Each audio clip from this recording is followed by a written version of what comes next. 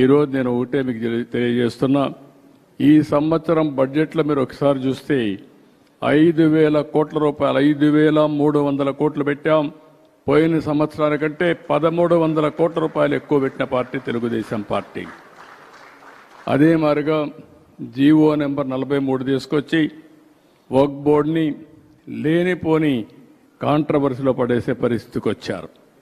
దానివల్ల కోర్టు పోయి అసలు వక్ఫ్ బోర్డే పనిచేయకుండా ఉండే పరిస్థితి వస్తే ఈ ప్రభుత్వం వచ్చిన తర్వాత ఆ జీవోను రద్దు చేసి మళ్ళీ అందరితో వక్ఫ్ బోర్డు కాన్స్టిట్యూట్ చేశాం.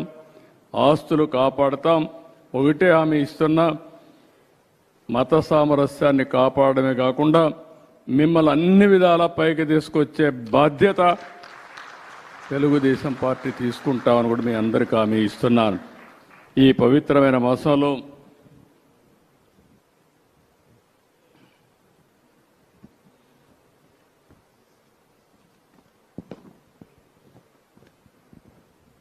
మీరందరూ కూడా మీరు సంపాదించుకున్న డబ్బుల్లో కొంత ఖర్చు పెడతా ఉంటారు పేదల కోసం. ప్రత్యేకంగా జకాత్ అనే కార్యక్రమం పెట్టుకొని ఈ జకాత్తో పేదలకు సహాయం చేసే గుణం ఉండే కమ్యూనిటీ ఈ ముస్లిం సోదరమండలి అని చెప్పి కూడా నేను మీకు తెలియజేస్తున్నాను. నేను అందుకే ఈ పవిత్రమైన మాసంలో నేను ఒక కార్యక్రమానికి శ్రీకారం చుట్టాను. జీరో పావర్టీ P4 కార్యక్రమం. ఆ కార్యక్రమం ప్రకారం మీరు ఒకసారి ఆలోచిస్తే డబ్బులుండే టాప్ 10%, డబ్బులు లేని కింద నుండే 20%కి పూర్తిగా సహకరించాలనే నినాదంతో ముందుకు పోతున్నాను.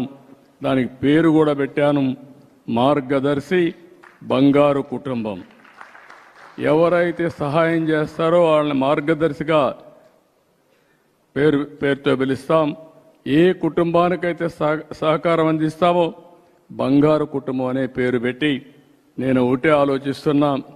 ఈరోజు ప్రభుత్వ విధానాల వల్ల P3 ఉంది. అంటే ఈరోజు మీరు ఒకసారి చూస్తే ప్రభుత్వం ప్రైవేట్ భాగస్వామ్యంతో ఆస్తులన్నీ వస్తున్నాయి.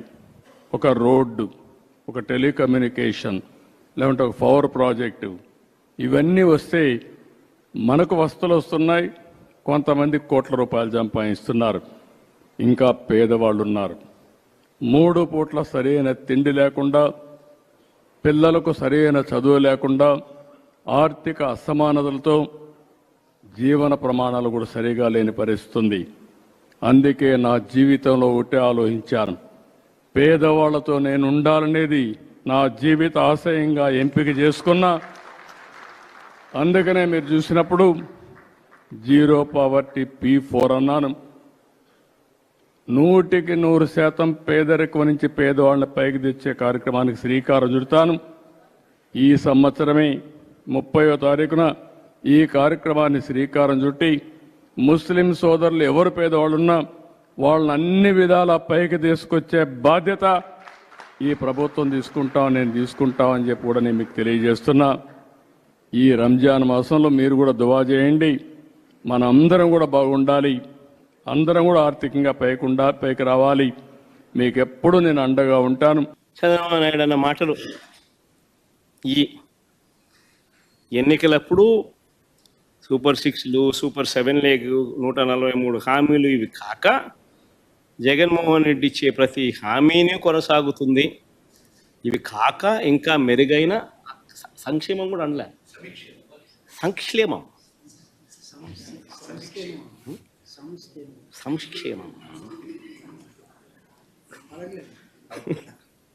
ఆ పథకాలు ఇస్తానని చెప్పాడు.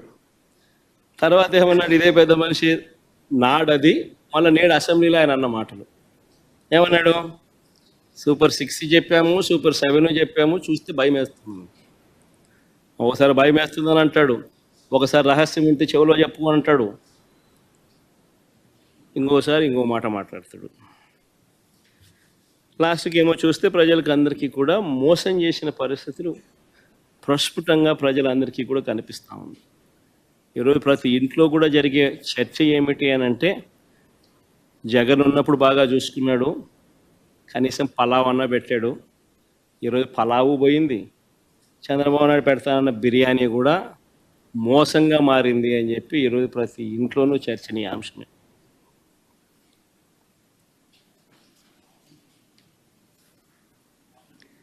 ఆ రోజు ఒకవైపున సంక్షేమ కార్యక్రమాలన్నీ కూడా ఎప్పుడూ రాష్ట్ర చరిత్రలో జరగని విధంగా,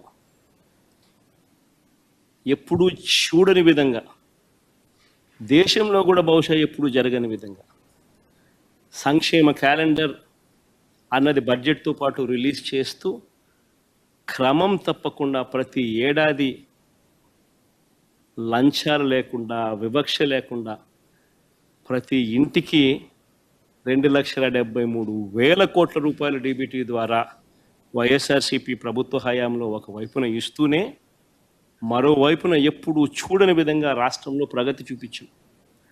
4 సీపోర్ట్లు యుద్ధ ప్రాతిపదికన కట్టడం మొదలెట్టాం. 17 కొత్త మెడికల్ కాలేజీలు రాష్ట్ర చరిత్రలో ఎప్పుడు జరగని విధంగా అడుగులు వేయడం మొదలెట్టాయి. అందులో 5 అప్పటికే కంప్లీట్ అయిపోయి. సీపోర్ట్లు కూడా కట్టే 4 పోర్ట్లలో ఒకటి ప్రైవేటు, మిగతా 3 రాష్ట్ర ప్రభుత్వం కట్టే పోర్ట్లు. మా ప్రభుత్వంలో ఉండగానే రామాయపట్నం పోర్టు అయితే దాదాపుగా 70% అయిపోయింది అప్పటికి. మిగిలిన మచిలీపట్నం పోర్టు, మిగిలిన మూలపేట పోర్టు, శ్రీకాకుళంలో ఉన్న పోర్ట్లు దాదాపు 30% దగ్గర కూడా అయిపోయింది. 17 మెడికల్ కాలేజీలలో మా హయాంలో 5 మెడికల్ కాలేజ్ ఇనాగ్రేట్ కూడా చేసినాం.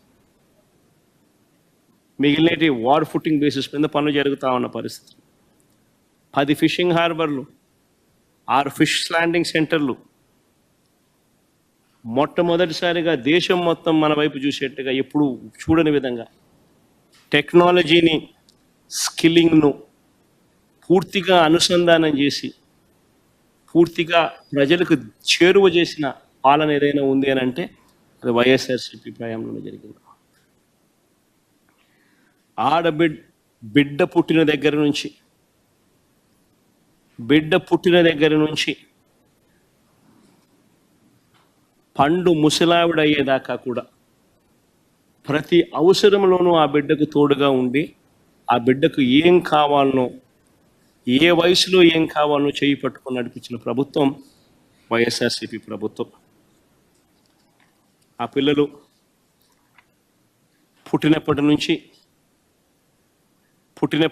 పుట్టిన వెంటనే డెలివరీ అయ్యేటప్పుడే ఆరోగ్య ఆసరా కింద 5,000 రూపాయలు చేతుల్లో పెట్టి ఆరోగ్య ఆసరా కింద పంపించే పరిస్థితి నుంచి అక్కడ నుంచి మొదలెడితే పెళ్లి చేసేదానికి వైఎస్ఆర్ కళ్యాణమస్తు షాదీ తోఫాతో మొదలెడితే పుట్టిన బిడ్డకు ఆ తర్వాత 5,000 రూపాయల ఆరోగ్య ఆసరాతో మొదలెడితే ఆ పిల్లలను బడులకు పంపించడానికి ఆ తల్లికి అమ్మఒడితో ఇవ్వడం మొదలు పెడితే ఆ తర్వాత తన కాళ్ళ మీద తాను నిలబడేట్టుగా తోడుగా నిలబడుతూ ఆ చెల్లెమ్మను